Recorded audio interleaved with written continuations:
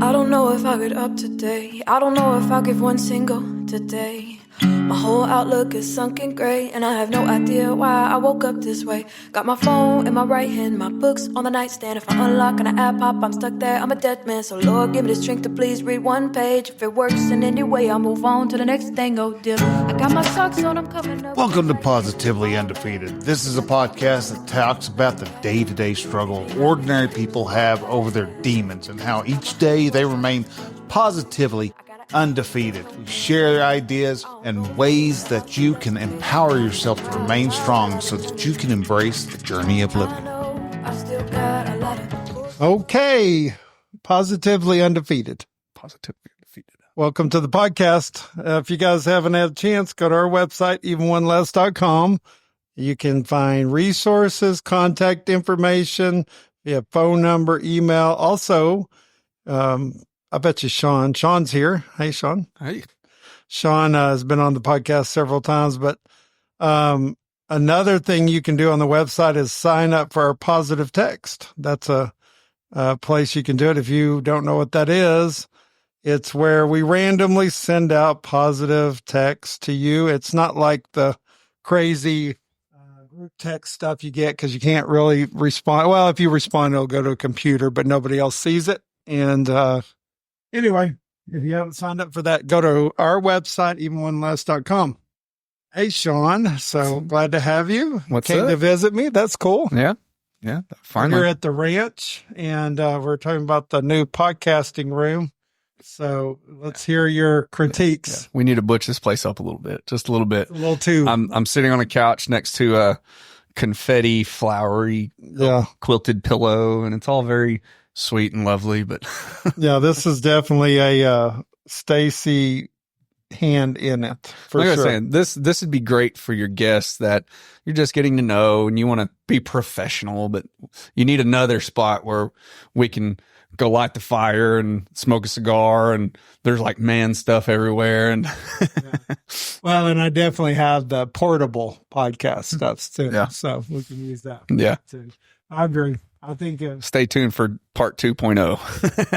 Yeah, we'll have to see, do that's that what later. it could be. It could be your podcast, but you could call it like something after dark or something like that. And that one's held. That's where we talk about man stuff. And I like it. What's been going on in your world? Oof. It's kind of interesting because, I call you probably almost every day to gripe about some pool I'm cleaning. Yeah. And, we're kind of in that transition where we've kind of grown out of, well, you don't like your job, just go apply for a different job. It's kind of like we're kind of past that point and we're in a place where we're going to be essentially creating a couple different businesses now that have kind of stumbled onto our trail. And long story short, I was working at a surgery center and I came to work for this pool company to help my wife out because she was running it. And that's gone downhill really fast. But that is tough whenever you're doing something that's like, I don't know. It's not what you want to do. Yeah. You know what I mean? And that's kind of what you're doing. You're doing something you don't really want to do, but you're kind of forced into it, I guess, is the best way to say it. Yeah. And it's one of those things where I did it to help her because she was just in this place where she didn't have any help. She didn't have anybody she could depend on. And she kind of kept asking, like, if you just come work for me, then, you could help me with this stuff. And, that's all fine. And we're like, I knew I wasn't going to like it. Like, I had no delusion that like, oh, maybe I'll like cleaning pools and fixing pools. Like, no, I knew I was going to hate it. And I told her as much like, no, I'm going to hate this crap. And, but it kind of came down to, but I could be a better husband in some sense by, okay, she's asking me for help. Let's go help her. And about the time I get on, a lot of stuff with the ownership and management really went downhill, and it's come to a place where we now know we're not going to be there very long. So it's really hard for me to commit to anything because, my first reaction, if I'm in somewhere where I see things that could be fixed, well, I'm going to try to fix them. I'm going to speak up. I'm going to be like, let's do this thing to make everybody's lives better. But I know it's all for naught. So I kind of just have to trudge through the sand just to get to this end of this little journey. Yeah, I can understand that. What are you thinking about, like, personally? what are some ideas that you've had for like work in the future? Well, I mean, as it goes, it's just, I mean, Cassie and I, she's had several people come to her who have been like, you just need to do this on your own, start your own company. Yeah. And just do your own thing kind of thing. And so that's what it's going to end up turning into. And, you know, we've already got a few customers that we help, and it does feel different whenever I'm working on somebody's pool that's one of our customers. Like it's a little bit better than when I'm actually working for the store. There's a little bit of ownership there, I guess I can take. And, you know, I've told you I've struggled with going back and forth. I'd go back, basically every time I got scared, then I'd like, oh, I better go get a job with, and then it was always a mistake for me because I'd end up hating it.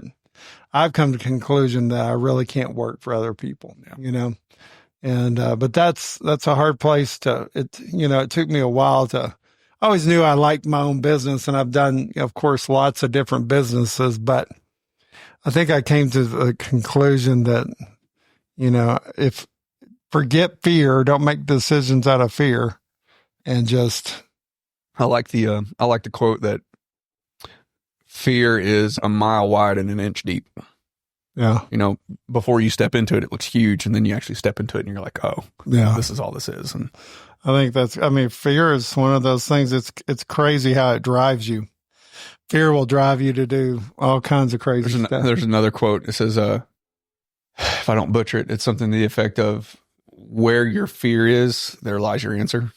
Yeah. Essentially the thing you're afraid of, that's your answer. That's the thing you need to lean into. And that's interesting. I sent you a quote the other day, and I'm going to actually pull it up so I got it off a series where I was watching, but I think it was great because, let's go to the quote. Let's see here. Be greedy when everyone is scared, and be scared when everyone is greedy. Yeah. And I know nobody likes the word greedy, so that probably automatically turns people off from the quote. But what I do like about it, even if you kind of take away the greedy part or just maybe modify it to a different word, but I think that the idea behind it is like when people are like, take the stock market, when everybody's selling their stocks, getting rid of them, that's the time to buy them. And it kind of makes sense if you think about it, because if you buy stocks in a company that is super popular, doing really well, you're going to pay, if you take a company like Apple, Amazon, Bitcoin, any of it, a lot of those, their stock prices are very high. Yeah. If you got in when they first started, like Facebook or something, and when they first started out, then you could have gotten it cheap. But part of the thing is that if you really watch and people get scared, and so they start selling off stock, that's actually the time to buy it, in the stock world. But I also think that, a book or something I read, it really impacted me because it always talked about that there's always opportunity. And when there's a downturn in the market, or there's a downturn in the economy or whatever, that there's always opportunity, and you have to look for that opportunity within those. A lot of people have become extremely wealthy over just following behind and looking for those opportunities when nobody else saw any opportunities. What do you think about it? About the quote? Yeah. Yeah. I felt like I understood where you're going with that. Like, you get hung up on the greedy word. You could almost, in the political season that we're in, you could, when everybody's being conservative, be liberal. When everybody's being liberal, be conservative. Whenever it comes to, and it was kind of funny because it always comes back to money, and that's kind of what Cassie and I did whenever Trump was elected the first time, and the economy was doing really well for the most part. We hoarded money. We put it back, and we paid off a bunch of debt. And I remember having that thought, like, if Trump doesn't get reelected again, this is going to dry up, so to speak. And man, if that may be the most prophetic thing I've ever said in the course of like our marriage, because we paid off our house. I mean, just before the next election, just before COVID, I think we paid it off the fall before COVID happened. So, whenever we went into COVID and everything was shut down, and we didn't have to be scared because it's like we weren't worried about our house payment or our job or anything like that. Yeah. I wonder, it's kind of, risk is such an interesting subject because, like you have your risk averse where you don't, basically want to take, or people don't want to take much risk. And I feel like I've always been a fairly risky person, but it's like finding that level of risk that you're comfortable with, and I think that we all struggle with that. And I think each of us have our own level of comfortability when it comes to risk.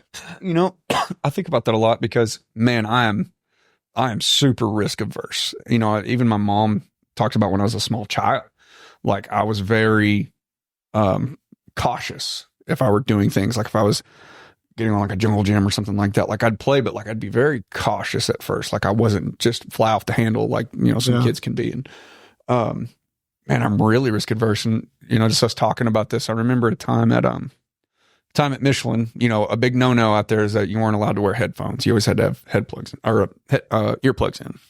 Well, on nights you could get away with it. You could hide a headphone and because all the bosses were gone and whatnot. Mm-hmm. Well, one day somebody ratted me out because I had one in. And the problem, and what was interesting about that is, I was always very careful with it. I wasn't stupid with it. And whenever my boss came up to me the next day, he's like, "Hey, did you have your headphones in last night?" "Yeah." "Man, we can't do that. I need you to sign this." And it was a write-up for me. Yeah. The problem with me is like, I don't get write-ups. I don't get in trouble for things. You don't have to discipline me in any way, shape, or form. And something interesting happened to me whenever that happened. Because for me, it's either you never have to discipline me or you've had to discipline me. And what happened after he disciplined me is that I wore it 24/7. Days, nights, whatever, I'd have a headband on and I would just cover my ear up. And it's kind of interesting because I think about something like a credit score, for example, like, I've got a pretty good credit score because I'm always very careful. Like we don't break rules.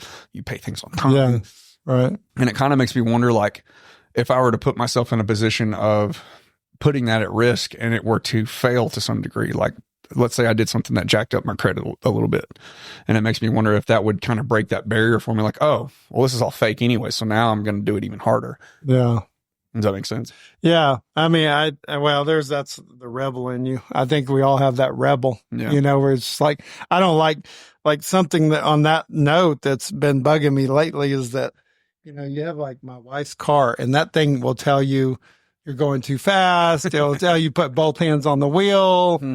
And there's something about like being told to don't tell me what to do every single little thing. And I feel like that's the same way with like our state government and our federal government. Mm-hmm. I mean, between here and where I live is probably 3 billboards from the state of Oklahoma, mm-hmm. like, trying to teach you something or tell you a better way to do something. Yeah. And I'm always, I don't know, put off by it because I feel like that, it's easy to, I don't know. I get why they do it for maybe public health or whatever reason. But I'm like, man, do we have to be told how to do every single little simple thing? And I think that's kind of where our world going. I think, a lot of times they talk about cars that drive themselves, the Teslas and the future of cars where they pretty much will. Mm-hmm. Well, I think they're also I feel like they're it's like we're being dumbed down. Mm-hmm. It's like, okay, I think there's going to be a time in the future where literally our kids don't know how to drive. Yep. Because it's kind of like a standard. Yep. When I was growing up, mm-hmm. like everybody had or not everybody, but there's lots of standards, mm-hmm.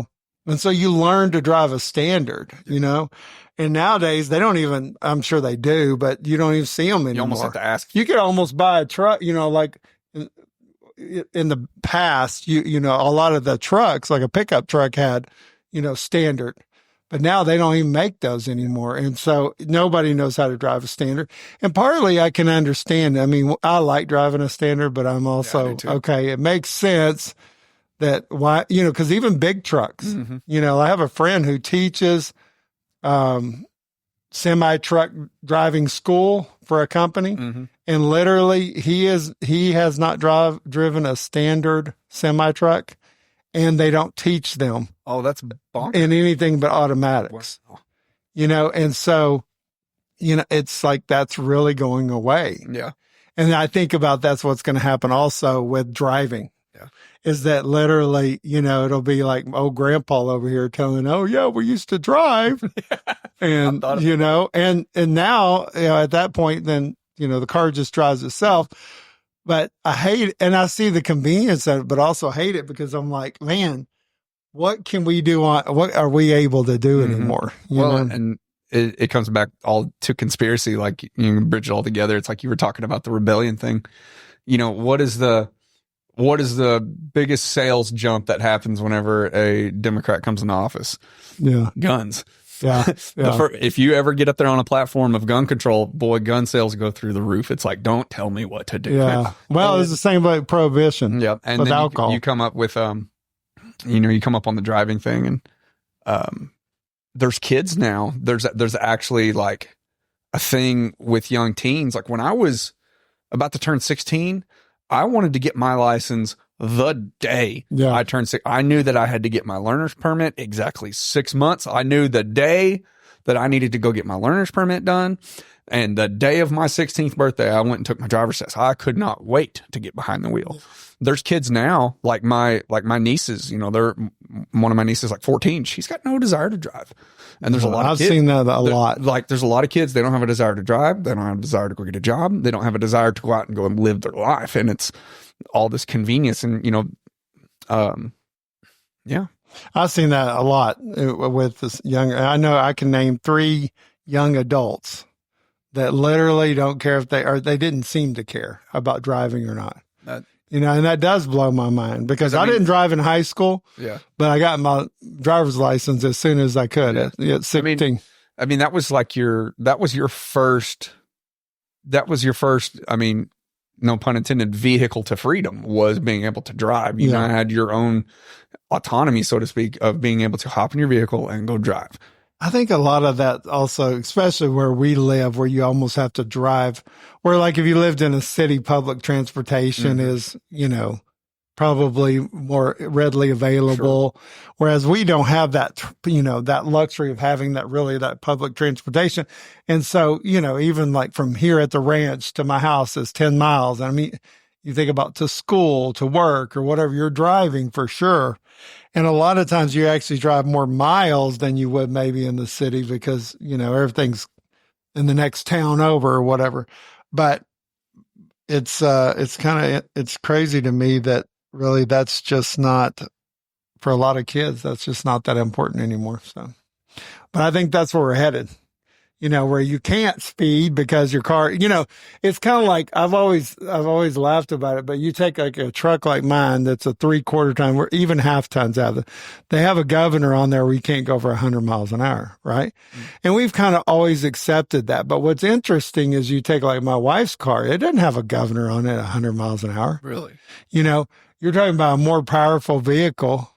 My truck is than really her car. Mm-hmm. Because of the power to tow and all that stuff. But, they've had those governors on there for as long as I can remember. Mm-hmm. And, well, I don't the older trucks, no, maybe 70s, 80s. I think they probably started doing it in the 90s or something. But either way, it's like you think about what's the answer behind that? It's like, oh, we're not going to do it in trucks, pickups, but we're going to do them in cars, you can drive whatever. It's interesting. But they already control, how fast you drive. And I think that's just going to get worse. Like I told you, in Stacy's car, the thing that drives me nuts is that it warns you every so often to put both hands on the wheel. My sister-in-law, she got into a really bad accident not quite a year ago, I think last spring. She was driving home. She went to dinner with some friends. And she might have had like a drink with dinner. She was pretty adamant about that. Yeah. And she doesn't remember what happened, but then I don't know if you're familiar with it, but the intersection when you're coming off the turnpike into Ada, when you come into Davis, she had fallen asleep at that stop sign. Oh, wow. Like coming to the stop sign, she just doesn't remember. But what she thinks happened, she fell asleep and she had one of those like auto detect that detected the vehicle in front of her, so it caused her to slow down. But she went over the median, over both lanes of the highway, and ended up in the pasture and like broke her back. Oh God. She got metaflighted, and you know, she's, all things considered, pretty lucky that it wasn't a lot worse. But she then had to get a vehicle, because that one was totaled, but she had to get a vehicle that it watches your eyes. Like, it knows if your eyes aren't on the road. And she says, he's like, I've even tried it. Like, I'll have my phone up on the steering wheel texting, and it knows that I'm not looking at the road. It knows I'm looking down. And like, it sends another one of those alerts or whatever. Yeah, that's crazy. Well, I mean, I definitely see the benefit from it. You know, I don't know if I told you about this, but one day, you know, Stacy's car will automatically parallel park for you if you push a button. That's cool. So you go up to it and you push a button and it'll do it for you. Well, it did that. And then all of a sudden what happened was it felt like we were too close to the car behind us, and it slammed on the brakes, and I thought we had hit them. Oh, so I jump out and I'm like, I'm sorry. And the guy was like, what? You didn't hit me. And that's what it was. And it was so forcefully that car had stopped on its own. It was pretty strange, which that, you know, but I can see the benefit. Like, if you're driving down the highway, you fall asleep, of course. Yeah. You're out of the lane. Those are lane, you know, violation things on the safety features. But still, I worry about like just taking. So you talked about prohibition, and that actually, and kind of you're implying that it actually caused alcohol to became a major, like, it caused a crime organization to emerge, essentially, because of prohibition. Yeah. What do you think about the legalization of all substances? Because the argument being, of course, well, since cocaine is illegal, well, now it's a criminal organization, you know, from the cartel coming out of Mexico. It's getting laced with fentanyl. People are dying, blah, blah, blah. Fentanyl thing. That's the huge thing. Yeah. Fentanyl. And, you know, another way to say it, it's like, I didn't really completely understand all that, but another way to say it is they're making a drug in a lab, and, you know, with so much power, you know, that it's just like a pinpoint is all you need. And they're mixing it with every illicit drug out there because it makes it more powerful and yet cheaper because it's made in a lab. But I don't know. I think that it's kind of like, I mean, it's a fact that really alcohol consumption just went crazy with prohibition, you know, but it became a bunch of, even moonshiners are worried about, because, you know, you got to make that stuff right, you know, so then, but I think the problem also is like when the government gets involved. So for example, if we said, okay, everything's legal, you take something like marijuana and now it's got to be governed by the state, which Oklahoma does. But I think it, you know, at some point in there, if you're not careful, then it's so overregulated, which, you know, thankfully I'm not a big, you know, proponent of medical marijuana, but I think at some point in there, you go back to buying it from the street. Right. Exactly. It's if you make it too difficult, it goes right back to grow it or to sell it or to buy it. Which, I mean, is kind of a good, I guess the rebel in me likes that, just because it's a good middle finger to the government. Like, you overstep and we're just going to take care of it ourselves.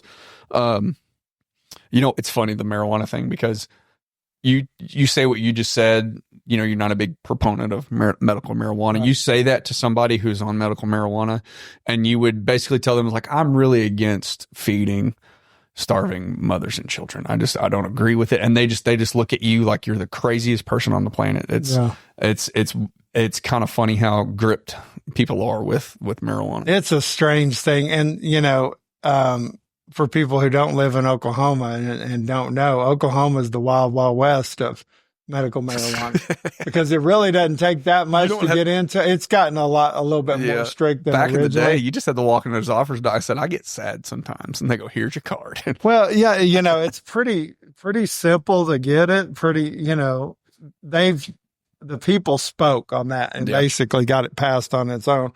You know, the people did, which is rare. Yeah. But yeah, I think I'm kind of glad that, you know, Oklahoma did make it legal though. Yeah. Cause I think you have something that it's real hard to prove that, you know, you're going to hurt people. Oh yeah, exactly. You know, yeah. I totally agree with that. I mean, you look at especially if you start diving into like the corruption of your pharmaceutical companies and how many times drugs have been recalled and the lasting effects of some of these drugs. It's like, we're not going to let you have something that grows out of the ground, but here's this Valium, or here's this other drug that, we've approved of. And I think that there's some very, you mentioned one of them, which is, alcohol, drugs, all of it. There's some hot button issues, and I don't think we're ever going to agree. You know what I mean? They're so divided in the middle. And I don't think that there's the problem. The reason that, number one, we don't agree is because, I think it comes from really traditions. So if you like, for me, for many years, many of my adulthood, let's say, at least till I was 30 or 40, I had never really been around marijuana, and so everything that I'd ever been fed about it was negative, really. And the few people that, like kind of what you were saying, the few people that I had been around, they like, I remember working with this guy, and literally you'd ask him his name and it'd take him, it seemed like 5 minutes to answer. He was very delayed in his answers to any questions, and he was a manager. Wow. And him and I were managers together. And I mean, super nice guy, but I promise you, everything was dulled and delayed. And I'll never forget that, because this guy was smart. He was a hard worker, but he was just mentally slow because of, marijuana. And I mean, he was he reminded me like of a, not famous, but like Snoop Dogg, because he was always talking about it, smoking, and just seemed like that was the number one thing in his life.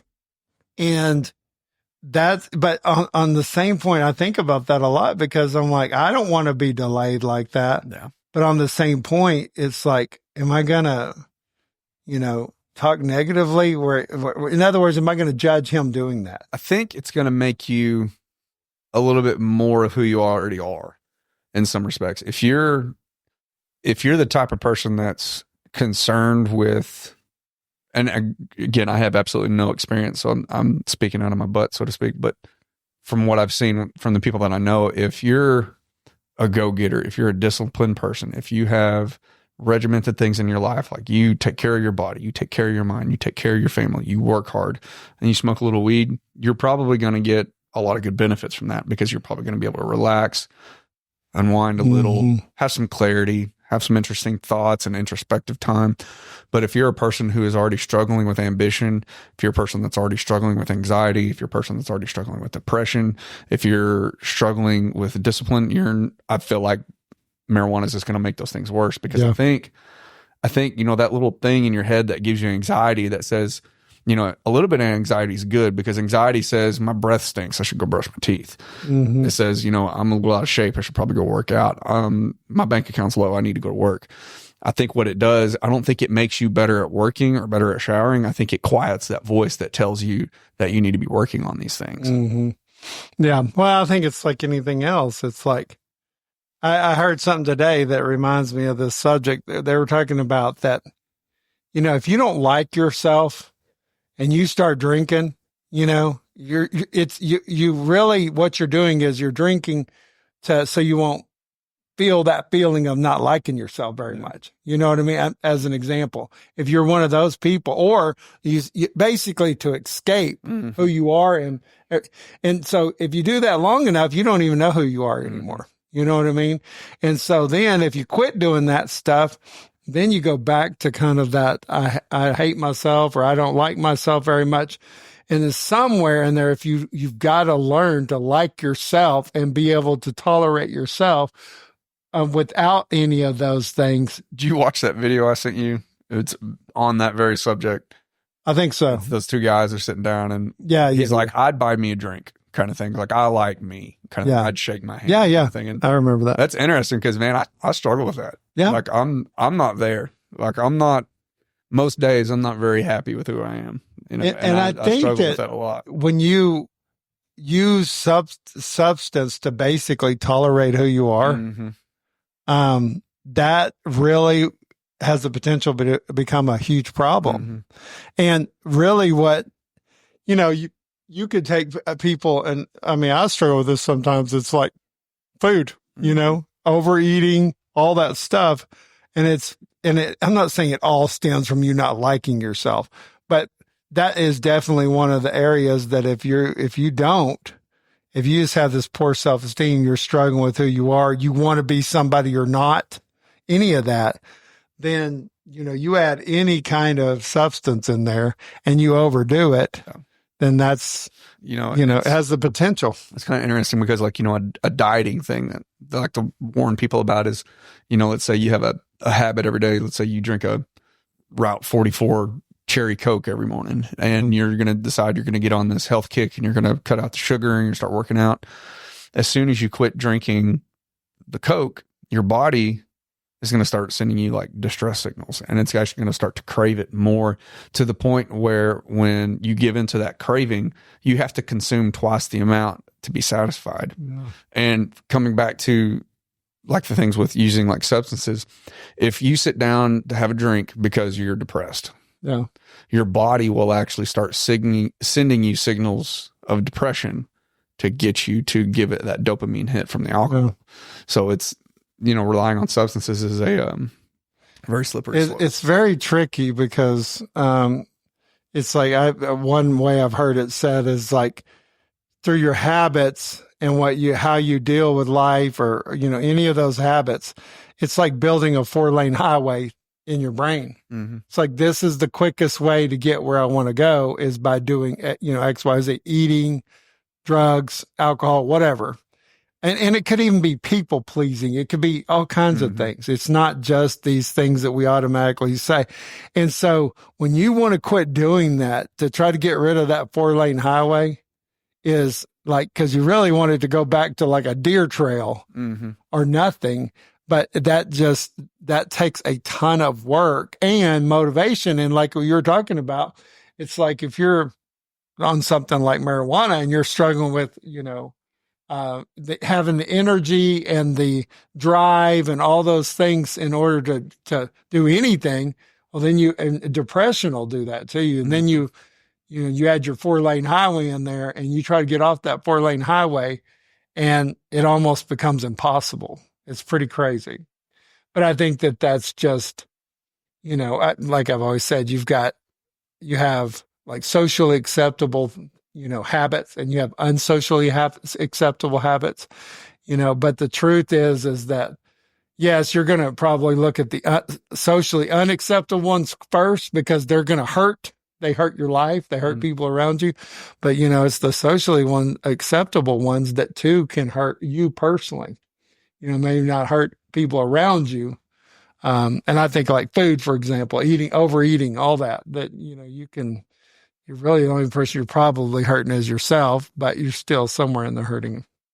But I don't know.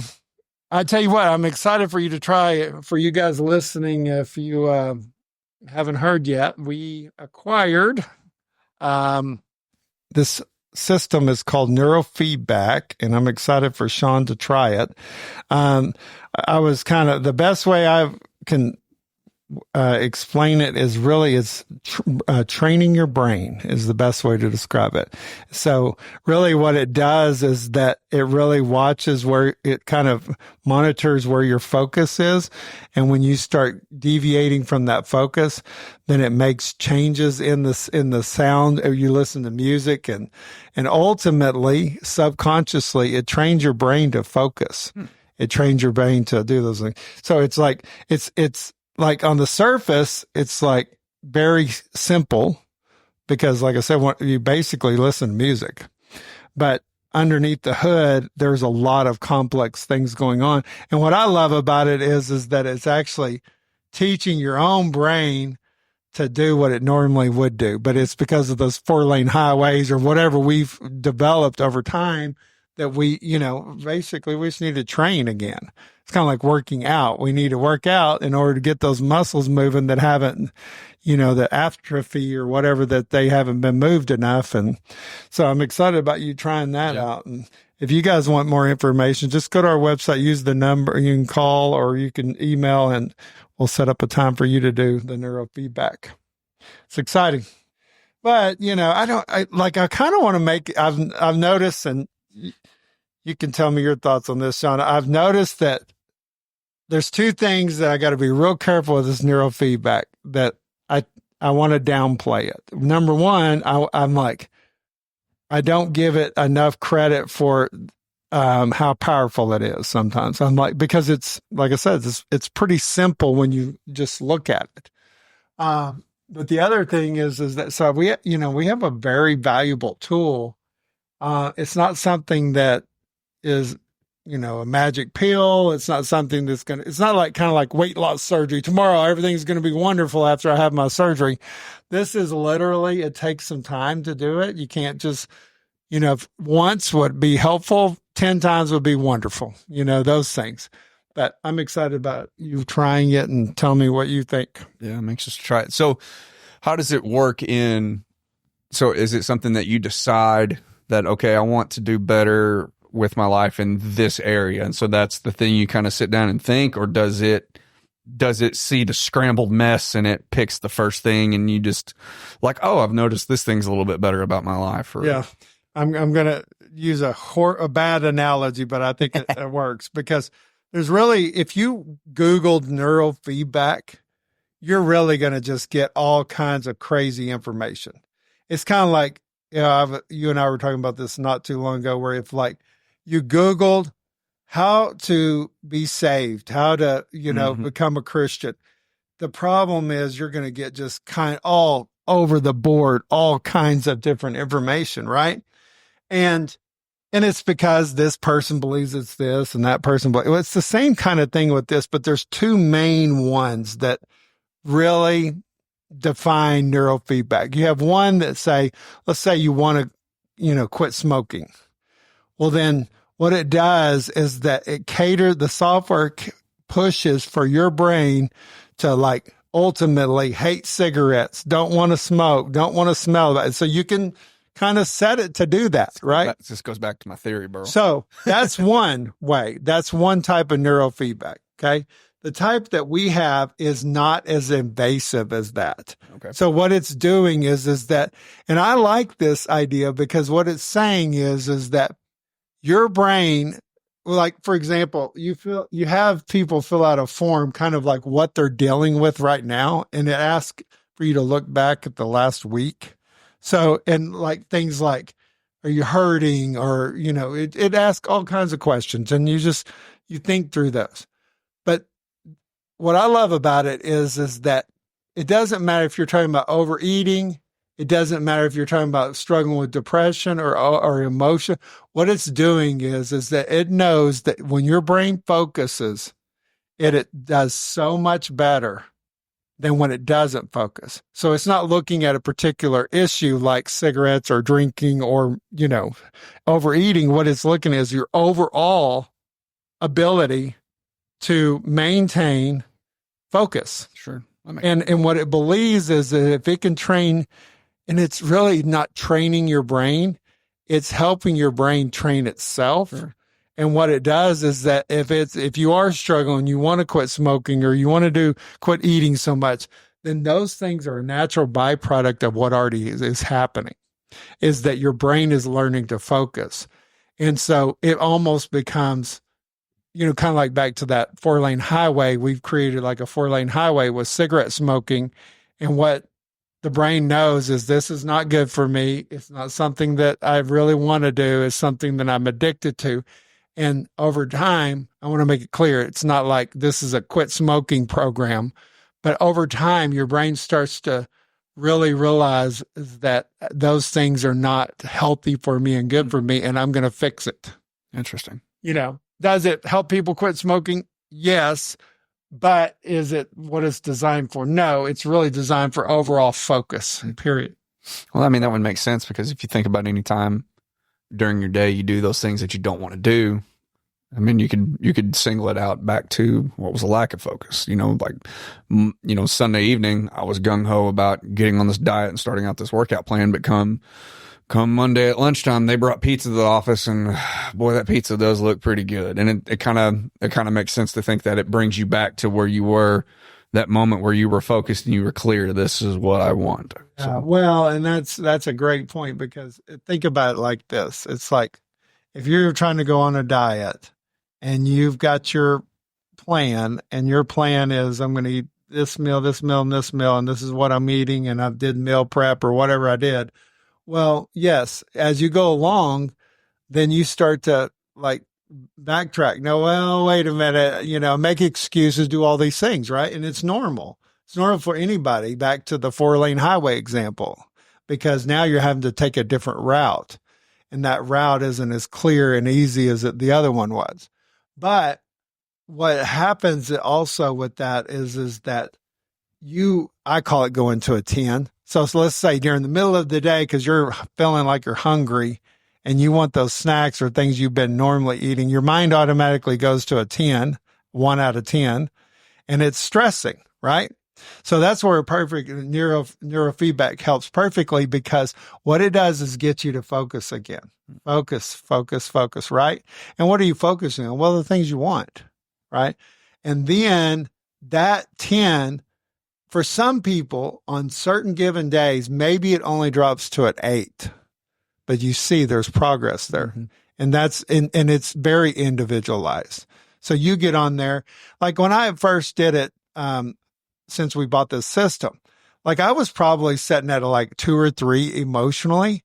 And when I got through, maybe I was at a 1 or 2. So there wasn't much for me to fall, because I wasn't stressing everything. Everything was pretty good.